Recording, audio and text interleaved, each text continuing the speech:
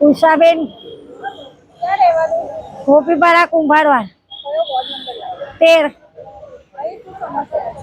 હા, અમારો પીપળો છે, એની ઉપર બધા લોકો ગંદુ ગંદુ લાખી જાય।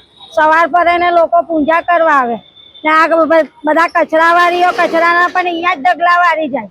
જ્યારે અમે એમ કહીએ ને કે બેન તમે કચરો વાળીને અહીંયા ઢગલા વાળે છે ને પછી અમારા જ્યારે દબાણ આપે કે તમે કચરો મૂકી જાય, પણ મેન માણસ તો આ કચરાવાળીઓ જ બધું અહીંયા લાખી જાય છે અમારા એરિયામાં।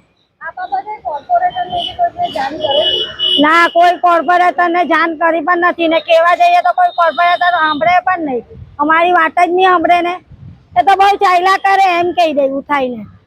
અત્યારે હાલ જે પ્રકારે ચૂંટણીનો માહોલ ચાલી રહ્યો છે તો શું ઉમેદવારો આવે છે? ના, કોઈ ઉમેદવાર આવતા નથી અમારા એરિયામાં, તો કોઈ આવ્યા જ નથી। કોરોના વખતે નથી આવ્યા તો હવે ચૂંટણી વખતે ક્યાંથી આવવાના? એને તો બસ મત જોઈએ, મત આપો અમને।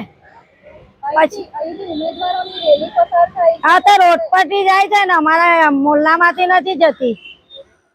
તો ત્યારે એ લોકોની નજર નથી પડતી? ના, કોઈ નજર નહીં પડે, એ લોકો તો એ લોકોની ધૂનમાં જ હોય।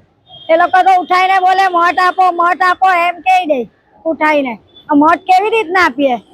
અમારા એરિયામાં કેટલો ગંદવાડ છે, તમારી વાળવાવાળીઓને પણ કેવો કે આ વાળીને અહીંયા ઢગલા નહીં વાળા, બધું અહીંયાથી હટાવો એમ કહેવાનું એ લોકોને। કે આ લારી ગલ્લા બધું જ હટાવો, મોટર ગાડી બધું રિક્ષા તે હટાવો અહીંથી। કેટલો ગંદવાડ છે જોવો નહીં પણ। ક્યાં રહેવાનું? અહીંયા ગોપીપુરા કુંભારવાડ વોર્ડ નંબર 13। અહીં શું સમસ્યા છે? અહીંયા આગળ કચરાની બહુ જ સમસ્યા છે। જ્યારે આ ધાર્મિક સ્થળ છે ત્યાં પણ બધા કચરો નાખી જાય છે, ધાર્મિક વસ્તુઓ મૂકી જાય છે, ભગવાનના ફોટા મૂકી જાય છે અને અહીંયા અમને એટલી આવતા જતા એટલી ગંદકી લાગે છે।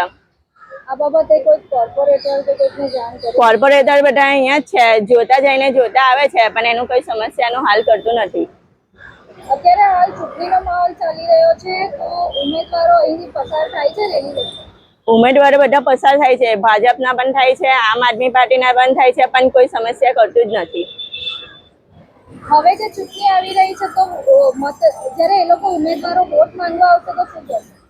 ને અમે જ્યારે કોર્પોરેટર પાસે છે ત્યાં આવકના દાખલા માટે અમે ધારાસભ્યના દાખલા લેવા પણ જઈએ તો અમને ધક્કા ખવડાવ્યા। તમે સવારે આવો, રેશમાબેન નથી, બહાર ગયેલા છે, તમે કાલે સાંજે આવજો, 4 વાગે આવજો।